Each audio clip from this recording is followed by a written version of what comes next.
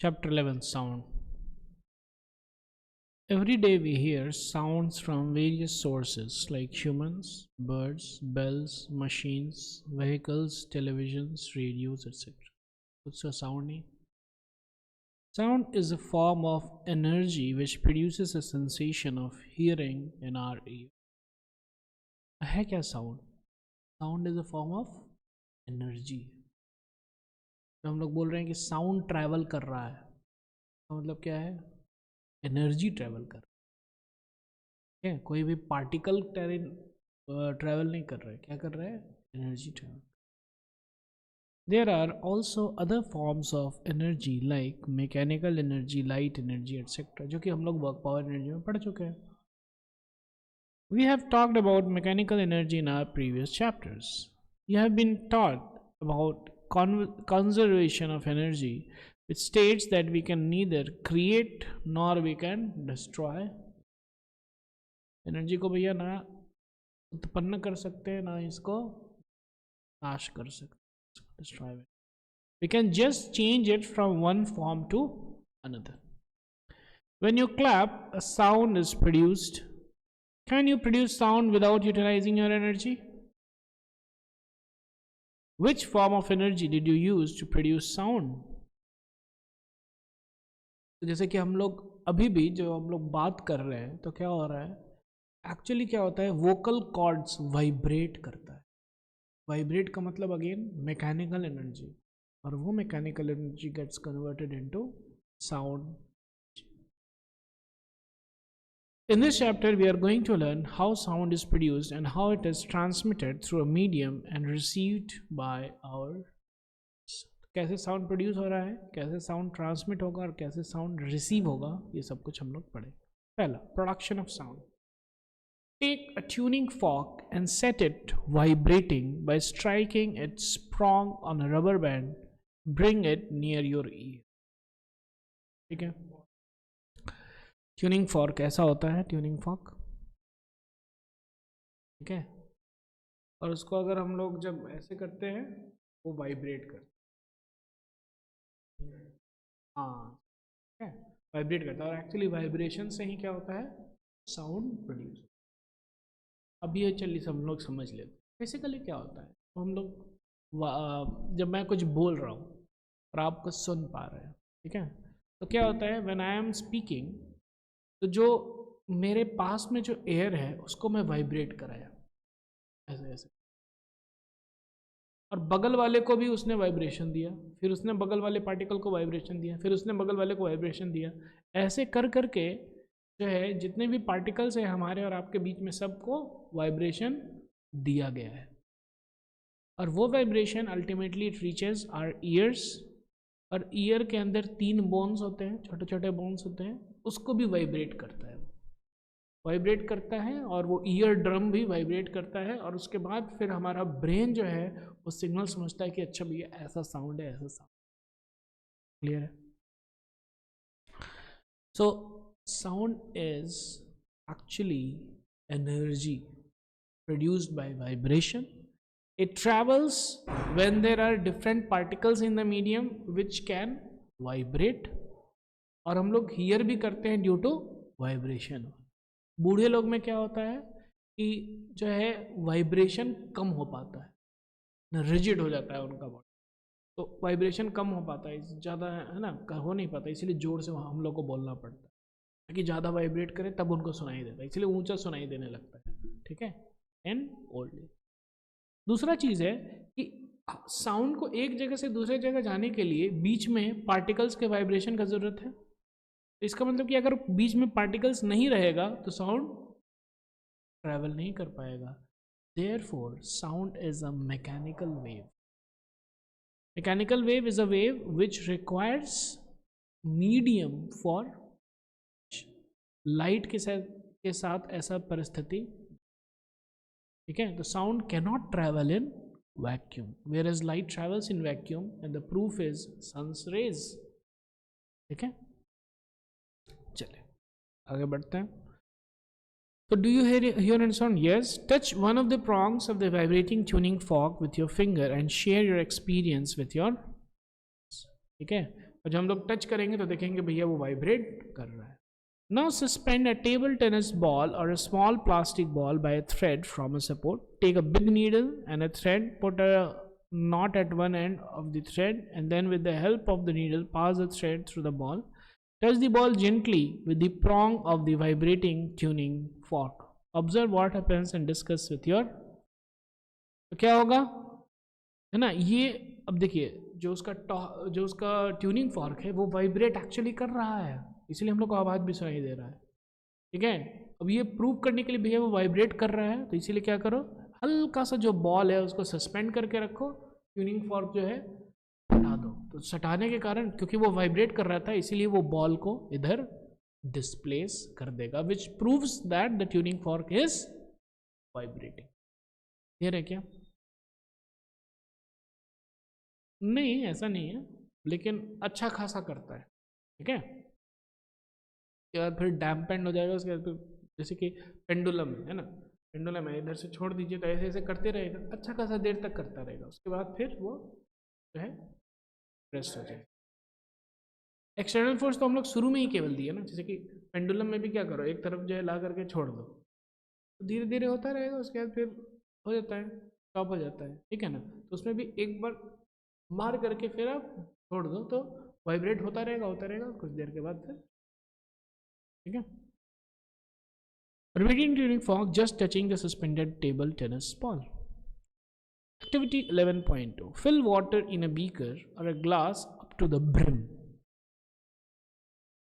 एकदम top तक, edge तक. Gently touch the water surface with one of the prongs of the vibrating tuning fork as shown in the figure 11.2. Next, dip the prongs of the vibrating tuning fork in water as shown in the figure 11.3.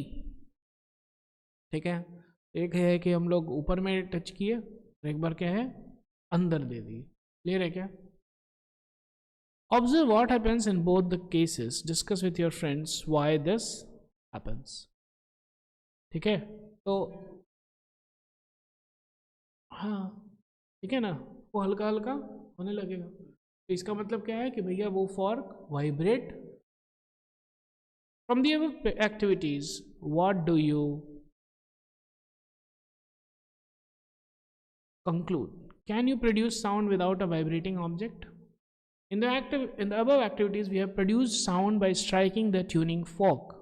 We can also produce sound by plucking, scratching, rubbing, blowing, or shaking.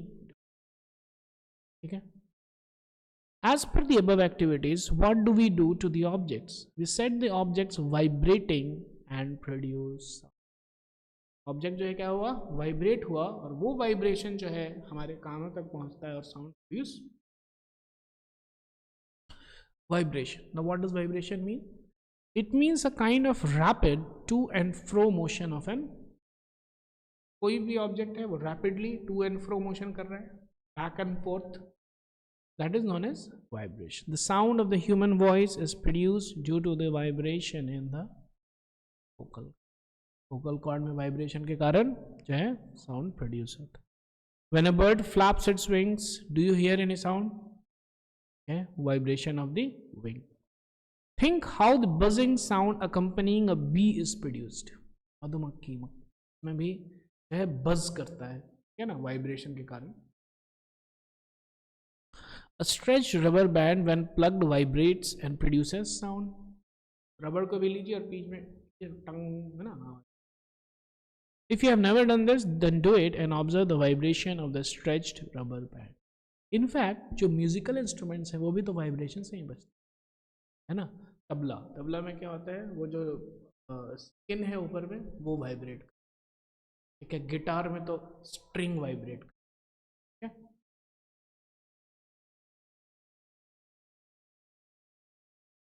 हाँ जी, कौन से?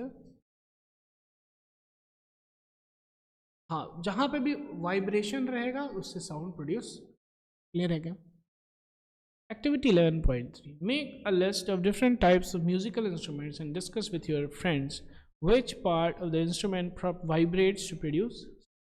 ठीक है, अलग अलग चीज़ में अलग अलग चीज़ें वाइब्रेट कर रही है. क्लियर है क्या? प्रोपेगेशन ऑफ साउंड, प्रोपेगेशन का मतलब क्या होता है? ट्रैवलिंग, कैसे साउंड ट्रैवल करे। Sound is produced by vibrating objects, again देखिए यहाँ पे एकदम क्लियरली लिखा हुआ है, ठीक है।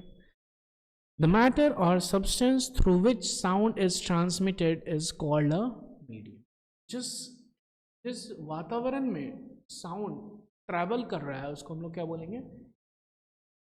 Sound moves through a medium from the point of generation to the, तो जहाँ से जनरेट हुआ और जो लिसन कर रहा है वहाँ तक साउंड ट्रैवल करेगा। When an object vibrates, it sets the particles of the medium around it vibrating. जैसे ऑब्जेक्ट वाइब्रेट किया, बगल वाले पार्टिकल को वाइब्रेट किया, वो बगल वाले को किया वाइब्रेट, वो बगल वाले को किया वाइब्रेट, वो बगल वाले को किया वाइब्रेट, ऐसे जो है साउंड प्रोपागेट हो। क्लियर है क्या? और धीरे धीरे धीरे इसीलिए वाइब्रेशन जो है थोड़ा सा कम होने लगेगा, एक से आप जब ट्रांसफर कर रहे हैं इसलिए थोड़ा दूर के बाद sound, the particles do not travel all the way from the vibrating object to the ear. ऐसा नहीं कि हम ऐसे वाइब्रेट कराए तो ऐसा नहीं कि ये पार्टिकल आपके कान तक गया, नहीं, ये वहां पे वाइब्रेट किया, बगल वाले को वाइब्रेट कराया, उसके बगल वाले को वाइब्रेट कराया, ऐसे ये पास कर रहा है। क्लियर है क्या? A particle of the medium in contact with the vibrating object is first displaced from its equilibrium. तो सबसे पहले ये डिस्प्लेस हुआ इक्विलिब्रियम पोजीशन से। It then exerts a force on the adjacent particle, बगल वाले पे फोर्स एक्सर्ट किया, as a result of which the adjacent particle gets displaced from its position of, इससे क्या हो गया? जो रेस्ट पोजीशन है उससे ये डिस्प्लेस हुआ। After displacing the adjacent particle, the first particle comes back to its original position. ये डिस्प्लेस होने के बाद फिर से अपना ओरिजिनल पोजीशन पे आ गया, ये रखा, फिर बगल वाला भी होकर के फिर से अपना ओरिजिनल पोजीशन पे आ गया। This process continues in the medium till the sound reaches your. The disturbance created by a source of sound in the medium travels through the medium and not the particles of the medium. तो medium में क्या होता है? Disturbance travel करता है, वो particle वहीं पे है, पार्टिकल नहीं ट्रैवल कर रहा है, क्या ट्रैवल कर रहा है? उसका डिस्टर्बेंस या फिर एनर्जी ट्रांसफर हो। क्लियर है क्या?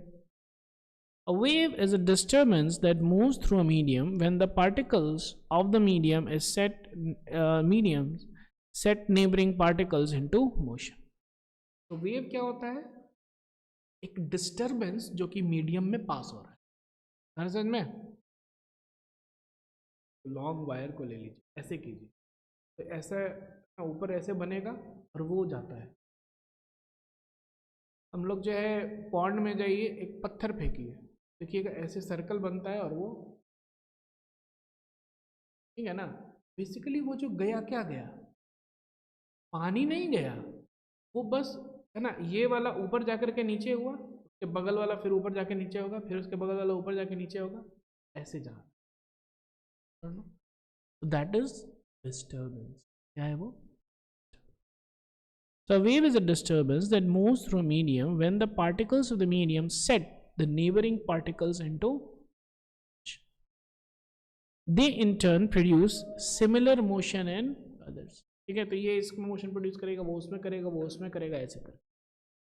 The particles of the medium do not move forward themselves, but the disturbance is carried forward. This is what happens during the propagation of sound. Hence, sound can be visualized as a. Sound waves are characterized by the motion of particles in the medium and they are called mechanical. ठीक है, तो sound wave कैसे characterise होता है? Motion of particles in the medium, और इसीलिए ये क्या है? Mechanical waves. क्लियर है क्या? क्योंकि जो पार्टिकल है वो वाइब्रेट कर रहा है। Air is the most common medium through which sound, when a vibrating object moves forward, it pushes and compresses the air in front of it, creating a region of high pressure. जब कुछ भी vibrate कर रहा है तो वो आगे वाले एयर को पुश किया, जब पुश किया तो डेंसिटी ज़्यादा हो गया ना, डेंसिटी ज़्यादा हो गया, उसको हम लोग क्या बोलेंगे, कंप्रेशन। क्या बोलेंगे, compression. It pushes and compresses the air in front of it, creating a region of high pressure. This region is called compression, as shown in the figure 11.4.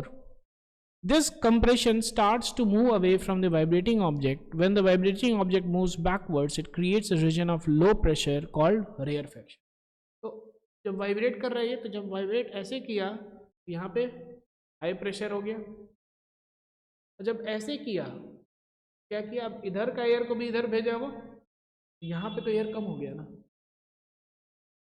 तो एक कंप्रेशन है, और इसको जो है बोलते हैं हम लोग रेयरफैक्शन, यहाँ पे प्रेशर कम है। एक बार में एक कंप्रेशन और एक रेयरफैक्शन वो किया।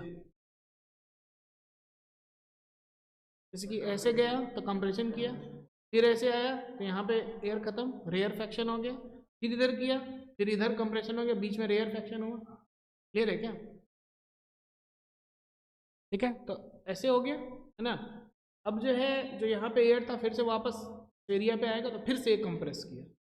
ठीक है, ऐसे जो जो जा रहा है वो जा रहा है कंप्रेशन, रेयरफैक्शन। क्लियर है क्या? ऐसे ऐसे वाइब्रेट हो रहा है, ऐसे ऐसे। बगल वाला भी ऐसे ऐसे वाइब्रेट होता है। जब बगल वाला भी ऐसे आता है तो यहाँ पे देखिए डेंसिटी ज़्यादा हो गया, प्रेशर ज़्यादा हो गया। जब बगल वाला ऐसे गया तो यहाँ पे प्रेशर कम हो गया। तो कंप्रेशन और रेयरफैक्शन में जो है ट्रैवल करता है साउंड। क्लियर है क्या? As the object moves back and forth rapidly, a series of compressions and rarefactions is created in the air. This makes the sound wave that propagates through the medium. Compression is the region of high pressure and rarefaction is the region of low pressure. Okay? Compression जो है कौन सा है? Reason high pressure का। Rarefaction कौन सा reason है? Low pressure का। Pressure is related to the number of particles of a medium in a given volume. थोड़ी सी ही जगह में ज़्यादा पार्टिकल हो जाएगा तो प्रेशर वहाँ पे ज़्यादा है। ठीक है, जहाँ पे कम पार्टिकल्स हैं वहाँ पे pressure. More density of the particles in the medium gives more pressure and vice versa. Thus, propagation of sound can be visualized as a propagation of density variations or pressure vibrations in the medium. Density very करता है और फिर pressure भी very करता है। Clear है क्या? ये हैं कुछ क्वेश्चंस। ठीक है, आगे बढ़ा जाए। Sound waves are longitudinal wave. Activity 11.4, take a slinky. ठीक है, स्प्रिंग लॉन्गिट्यूडिनल। अब देखिए लॉन्गिट्यूडिनल का मतलब लॉन्गिट्यूडिनल ट्रांसवर्स वेव होता है। जब हम लोग पानी में, पॉन्ड में, तालाब में एक पत्थर मारे, ऐसे गया तो किधर हुआ वाइब्रेशन? ऊपर हो रहा है वाइब्रेशन। ठीक है, लेकिन साउंड में ऊपर नहीं होता है वाइब्रेशन, ऐसे होता है। क्लियर है क्या? तो जो वाटर है उसमें वाइब्रेशन ऐसा हुआ और वेव इधर गया। वेव तो ऐसे जाता है, जैसे यहाँ पे लगा पत्थर, वेव इधर गया, ठीक है ना, लेकिन उसका वाइब्रेशन किधर? ऊपर हुआ। साउंड में क्या होता है? साउंड में भी ऐसे ही गया, प्रोपगेशन ऐसे ही हुआ, लेकिन वाइब्रेशन भी ऐसा ही हो रहा है। समझ में आया?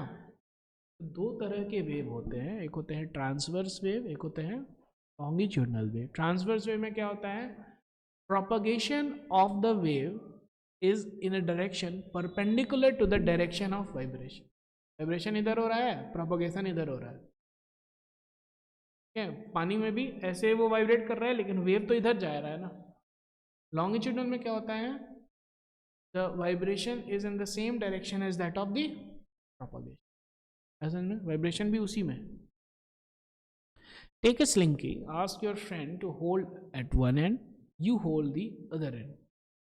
Now stretch the slinky as shown in the figure 11.5a. Then give it a sharp push towards your friend. What do you notice? If you move your hand pushing and pulling the slinky alternatively, what will you observe? You mark a dot on the slinky, you'll observe that the dot on the slinky will move back and forth parallel to the direction of the propagation of the disturbance. आप ऐसे ऐसे करते रहो तो क्या होगा, वो जो है ना बीच में जो भी पार्टिकल है वो भी ऐसे ऐसे करते रहे, ये रहे क्या. The regions where the coil becomes closer are called compressions, and the regions where the coils are further apart are called rarefaction. तो बेसिकली क्या है कि जब हवा ट्रैवल कर रहा है, साउंड ट्रैवल कर रहा है, तो जो हवा के जो पार्टिकल्स हैं एक जगह ज़्यादा प्रेशर है, जगह कम प्रेशर है. जहाँ ज़्यादा प्रेशर है वो हो गया कंप्रेशन, और जहाँ पे कम है वो हो गया. में ऐसा ना, ठीक है. तो बेसिकली इसमें क्या है, ऐसा है स्लिंकी स्प्रिंग, बड़ा स्प्रिंग, और ऐसे ऐसे कीजिएगा तो धीरे धीरे आप देखिएगा कि ये भी ऐसे ऐसे करते करते करते यहाँ पे ऐसे होता है में. तो कहीं पे जो है डेंस होगा, कहीं पे जो है गैप रहेगा. जहाँ पे डेंस है वो कंप्रेशन है, जहाँ पे गैप है वो है clear. Now we can compare the propagation of disturbance in a slinky with the sound propagation in the medium. In these waves, the individual particles of the medium move in a direction parallel to the direction of the propagation of the disturbance. जिस direction में जा रहा है disturbance, उसी direction में vibration भी हो रहा है. The particles do not move from one place to another, but they simply oscillate back and forth about their position of. Particles move नहीं कर रहे हैं, लेकिन पार्टिकल जो है वहीं पे ऑसिलेट कर. This is exactly how sound wave propagates. Hence, sound waves are known as longitudinal. There is another type of wave called the transverse wave. In the transverse wave, particles do not oscillate along the direction of wave propagation, but oscillate up and down about their mean position as the wave travels. Thus, a transverse wave is the one in which the individual particles of the medium move about their mean positions in a direction perpendicular to the direction of wave propagation. तो transverse में क्या होता है, vibration इधर है और wave इधर velocity है, वेव का वेलोसिटी है. When you drop a pebble in a pond, the waves you see on the water surface is an example of transverse wave. Light is a transverse wave. Light में भी transverse wave होता है, but for light the oscillations are not of the medium particles or their pressure or density. It is not a mechanical wave. You come to know more about transverse waves in higher. Clear है?